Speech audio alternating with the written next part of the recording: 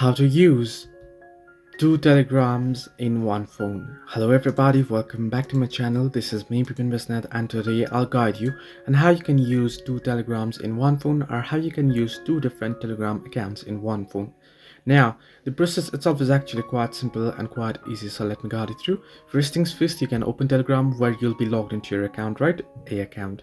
Now, if you want to log into other account, or if you wish to use two accounts in this application, then you can do so easily. How? You want to simply tap on the hamburger icon or the three horizontal line icon that you can see at the top left corner of your screen. Now you can see here I have two different accounts. I can simply tap on that particular account and I'll be switched to that particular account. Now, in order to add the account, you can simply tap on the hamburger icon and head into this page, right? In this option.